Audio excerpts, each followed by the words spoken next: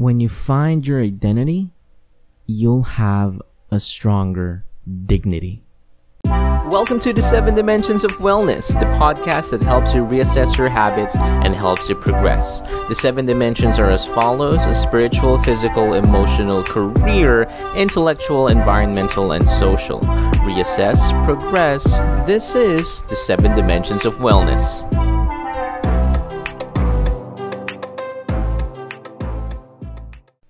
Welcome back to the 7 Dimensions of Wellness. Hey guys.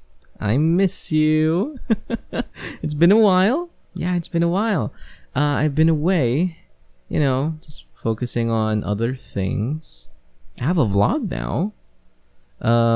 Subscribe to Jerome Paul Blogs. This is a channel wherein I give a taste of the communication training I can give. Tonight's dimension will focus on physical. This dimension is all about taking good care of our body. The title says it all. Yes, my friend, I finally quit drinking. Thank you. It was one of the scariest things that I've ever done, but overall, I'm really proud of it. I'm really proud of it. Since this is going to be a solo podcast, I'll be asking myself the questions that I prepared, and I'll be answering them so that you'll know where I am in this whole self-improvement journey that I've been taking since the beginning of the podcast. Here we go. Why did I quit drinking?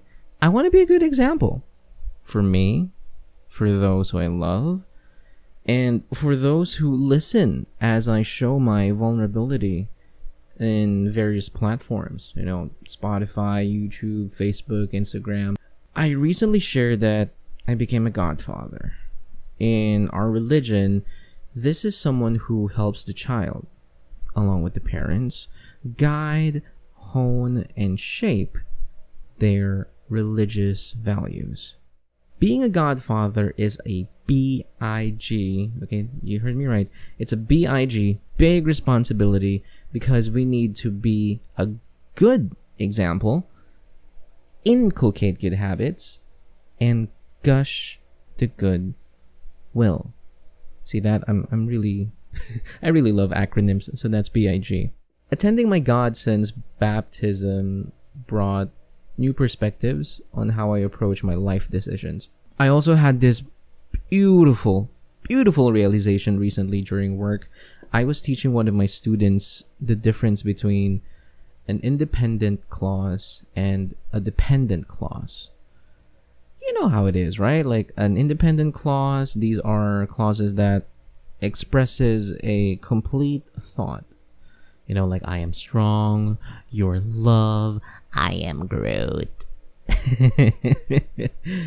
While dependent clauses do not, okay, I repeat, do not express a complete thought. It can be eliminated. It cannot stand on its own.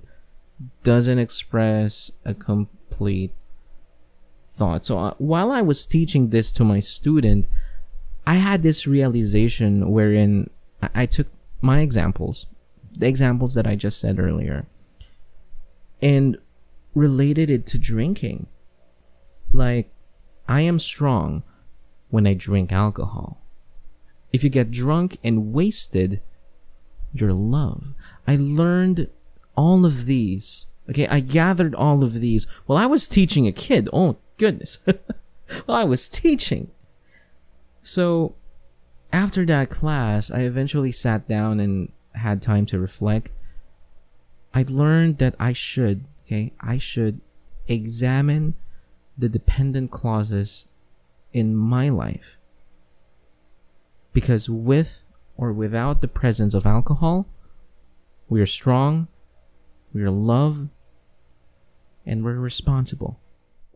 Okay, I know what you're thinking. What led me to start drinking in the first place? Well, well, this goes back to my childhood. Oh God. I think the issues that we deal with now often stem back to our childhood, but what led me to start drinking is my failure to adapt in a new environment. Because I grew up in a small community. The proximity of the house, school, and mall was great. It was really short. Travel time was not a problem at all. Hey, even the people. Well, the people are not short, but the people practically knew me. I really felt safe. But then college? Man, that was something else. It was a paradigm shift that I wasn't able to adapt. It was a massive community. The proximity of the house, school, and the mall was terrible. It was really terrible. Travel time was hell. God. Okay, I kid you not. Okay, I was once stuck in traffic for 5 freaking hours in a rush hour. I started drinking because people come and go. I was devastated by it, man. I was. Everything was fast-paced. There was no room to chat. If there was room to chat, it will probably be about someone asking you, "Hey, can I copy your homework? Oh, is our professor present in our class today? I might not be able to make it today. I gotta use the computer to." I started drinking because I felt alone. I never really had a community. I never really had the right people who I can vibe with. Eventually, I did find a community. It changed my life. And that's another story to tell. But at the time, I was looking for friendships, not a network. I started drinking because I was scared. At the time, I thought I was coping, but I wasn't. Pop culture led me in normalizing drinking as a coping mechanism. So, what was it like? Quitting. What was it like, man? As I said earlier, it was scary. It was really scary. I was honestly afraid. I was afraid that I'll be treated differently for choosing to quit entirely. Most of my friends have their own respective reasons on why they drink and why they still drink. Okay, all due respect. Love you guys. I just feared about my social status. I know. I feared my social status. I know it's wrong, okay? I know it's wrong, but I couldn't help it at the time. I constantly asked questions like, am I still going to have friends? Or are they going to judge me? But here's the kicker, okay? Here's the kicker. How are they going to perceive me? Yeah. So I was already framing it so badly because as much as I wanted to quit drinking, I feared that my friends will perceive me differently. My mentor, who also guests in the podcast, hey man, once said that I should never hinder someone's decision, especially if it's for their self-growth. I try to live by that advice every single day. Whenever I find myself being too anxious about how other people perceive me, I ask, hey, am I doing this for myself? On the other side of the coin, quitting was also exciting. I was excited because I can finally stop being drunk as an excuse. Being drunk is not an excuse for foolery. Okay, I'm gonna repeat that. Damn it. Being drunk is not an excuse for foolery. Speaking from experience, okay, speaking from experience, I had several stupid decisions that led me to my personal demise. And now I'm not proud of it, but I have accepted and learned from it. That's why I ask people not to be blinded by my big wins. I'm a man who makes mistakes, and my mistakes, I learn from them. I try to be better each day. Because I hit rock bottom. I hit rock bottom. I did, man. I did. I was 20. I'm 24 now. That's another story to tell, okay? But I did hit rock bottom. I was at the lowest of my lows. I'm really grateful that I was able to bounce back, because I learned that when you find your identity, you'll have a stronger dignity. I'm doing this for myself and to those who believe in me. For those who left, pause, or even cut our friendship, hey, okay, I know you're listening, maybe, hey guys, I never thought ill of any of you. I never did. Okay, again, it's for your own self-growth. It's for my own self-growth. You're a blessing. Okay, you're a blessing in my life. You're also a lesson. We're just on different paths right now. Here's a juicy question. How drunk of a drunk were you? Here we go. Okay, so I was a heavy drinker. I was, okay. I was a heavy drinker. My friends even coined a nickname, Tito Jerry. Tito Jerry! Yeah! Tito is a Filipino word for uncle. I drank various types of alcohol, some of which I hate, okay, some of which I hate. I really don't like cocktails. I really don't, please, okay? It's kind of like a chemical concoction mixed to a big bottle and then like, oh, what's this? Oh, it's color blue. Okay, I'll just drink this color blue. It will get me drunk anyway. I'm thankful that I was able to pinpoint my moods in drinking though. Like, here are a few examples. Beer is my go-to drink. It makes me more talkative. Now, I kid you not, I had a lot of heart-to-heart conversation with the boys with the help of beer. Wine makes me angry though. Yeah, I'm not kidding. Wine makes me angry. I don't know exactly why, but looking back, I think it made me angry because it's socially accepted. Like, if you see a man in a store buying a bottle of wine, you'll instantly think it's a celebration. It's often synonymous to a life event, life celebration. Like, hey man, congratulations. Proud of you. But if you see a man buying 1 case of beer, oh man, you'll instantly ask these to yourself, hey, what's the problem? What's the story? Okay, who's recently single?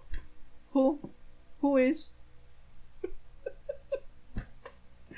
Oh man, it's a stereotype, okay? It's a stereotype. It happens. Come on, it happens.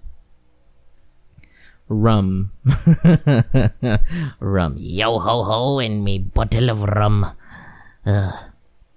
Rum makes me believe. Okay? No. Sorry. Let me rephrase that. Rum dares me to believe. Okay? Like, I'm a pirate. Yeah. I'm a Jedi. I'm a Jedi.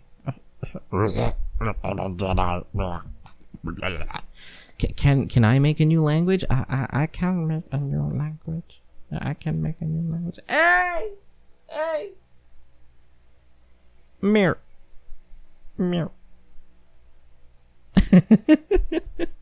So, no. Okay, now, there's no scientific evidence that this certain alcohol brings out this certain behavior. It often varies to each person, right? Like, some of you even relate that you also have a lot of heart-to-heart conversations with your best friend with the help of beer. But here's the thing. BBC conducted a research back in 2017 asking 300 people, how does alcohol affect them? And the answers that I gave earlier, it varied. It was a whole different level. So I had a lot of fun. Drunk stories my friends will probably share in the comment section. Oh god. Those were the good times. I also had my bad. But sadly, and I'm thankful, this is the end of Tito Jerry. This is it. Yeah. Okay, last and not least, how did you start the process? As I mentioned earlier, I did a lot of self-reflecting. I start reflecting, gaining perspective, and being accountable. That's an acronym. You got that acronym? Did you get it? Oh yeah, it's RGB. RGB is another acronym for red, green, blue. I had to see the process as multi-dimensional. This isn't a new thing, okay? This isn't a new thing. RGB, you know that, right? It's a colorful spectrum. Again, this isn't a new thing on how to start a process. Everyone had their drinking phase. Some eventually got sober with numerous coping mechanisms. It's a good thing. It's a trial and error process, like mine. So, I have to tell myself that this is my journey. Okay, that this is my journey. Like, I have to constantly repeat that to myself. Dude, Paul, this is your journey. This is my journey. What's good for you may not be good for me. Tweak it a little bit. Okay, use another approach. That's why reflecting, gaining perspective, and being accountable are the ingredients that help me become sober. Because by the end of the day, I am accountable for whatever it is that I do. And you are too. Journaling. Okay? Journaling. I've expressed the power of journaling in multiple episodes now. Hell, I even had a few guests who loves journaling too. So you gotta write it down. Okay? Journaling, write it down. I write things down. Writing is a good way to identify a problem, narrow down what's causing it, and give concrete solutions. That's plural, okay? Give concrete solutions. Journaling helped me objectify the issues I'm dealing with. Now, I'm gonna be a little bit nerdy with this one, okay? A little bit nerdy. Heads up.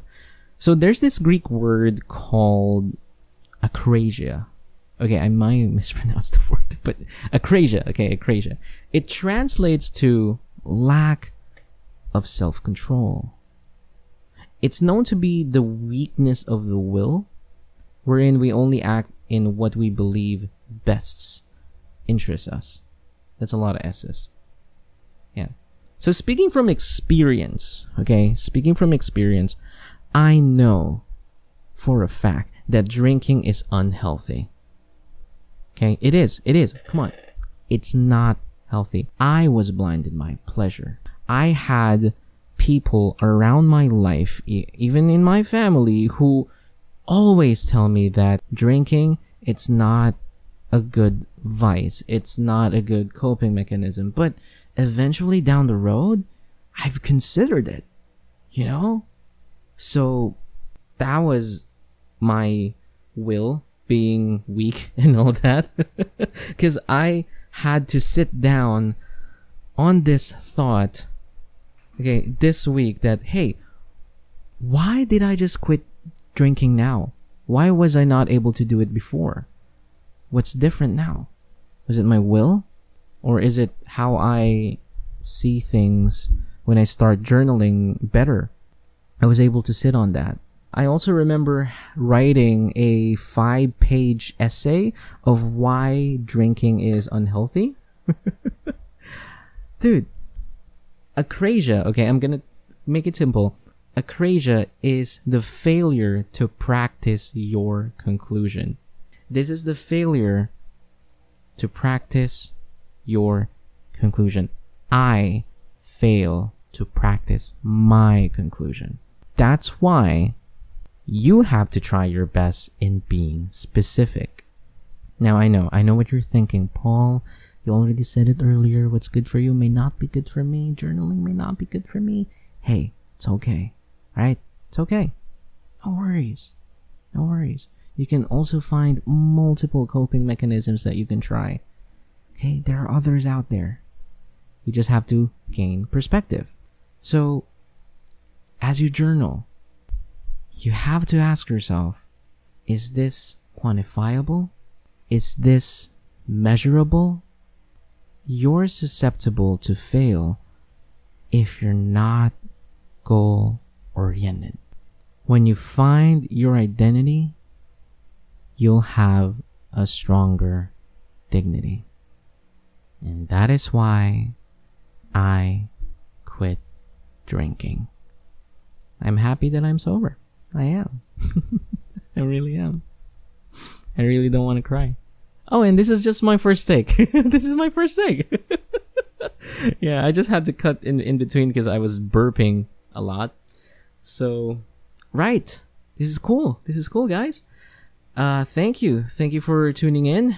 Again, if you really like to support the podcast, please follow us on Facebook, Instagram, YouTube, Spotify. We have TikTok, but TikTok is inactive lately. So you just share some love on Spotify, YouTube, Facebook, and Instagram. Okay? All good. So if you also like, please subscribe to my vlog on YouTube. That's Jerome Paul Vlogs, wherein I give communication training. Just a taste. So I'll be seeing you next week. Yeah. Thanks, guys. Thank you for being patient. And that's it for this episode. If you'd like to support the podcast, follow us on Facebook, Instagram, YouTube, and TikTok at Runaway Podcast. Subscribe to the podcast, share the podcast, run away with Runaway Podcast.